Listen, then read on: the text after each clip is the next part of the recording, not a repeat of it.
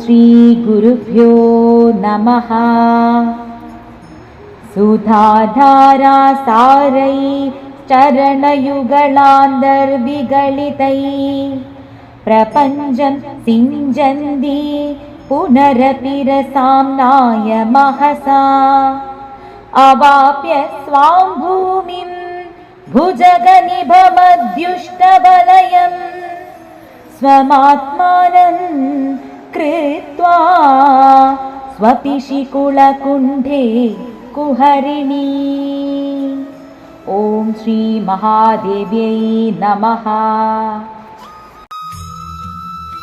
സൗന്ദര്യലഹരി ശ്ലോകം 10.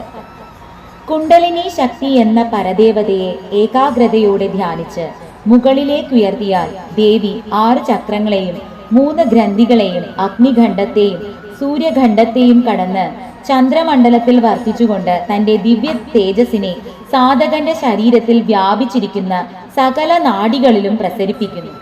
അതിനുശേഷം തന്റെ സ്ഥാനമായ മൂലാധാരത്തിലേക്ക് ഇറങ്ങി വന്ന് തന്റെ സ്വരൂപം ചുരുട്ടി യോഗനിദ്ര ചെയ്യുന്നു എന്ന് താൽപര്യം. ലളിതാ സഹസ്രനാമത്തിലും സഹസ്രാരാംബുജാരൂഢ സുധാസാരാഭിവർഷിണി എന്ന് കാണുന്നു.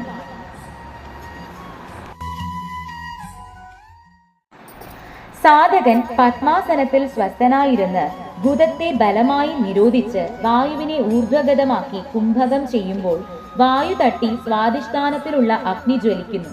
ആ അഗ്നിയുടെയും വായുവിന്റെയും ആഘാതം നിമിത്തം കുണ്ടലിനി ഉണർന്ന് ഗ്രന്ഥിത്രയത്തെയും ഷഡാധാരങ്ങളെയും ഭേദിച്ച് സഹസ്രദള കമലത്തിൽ ചെന്ന് പരമശിവനോട് ചേർന്ന് അമൃതധാരയെ വർഷിച്ച് 72,000 നാഡികളെയും നനയ്ക്കുന്നു. അതിന്റെ അർത്ഥം സുധാപ്രവാഹങ്ങളെ 72,000 നാഡീമാർഗങ്ങളിലും വർഷിക്കുന്ന ശ്രീദേവി ചരണം സാധകന്മാരായ നമ്മെ ലോകത്തിൽ സംജാത ബുദ്ധി പ്രകാശന്മാരാക്കി പോഷണം ചെയ്യട്ടെ എന്നാണ്. എല്ലാവർക്കും ദേവിയുടെ അനുഗ്രഹം ഉണ്ടാവട്ടെ. സർവം ശ്രീ ജഗദംബാർപ്പണമസ്തു. നന്ദിനി നന്ദിത മേധിനി വിശ്വവിനോ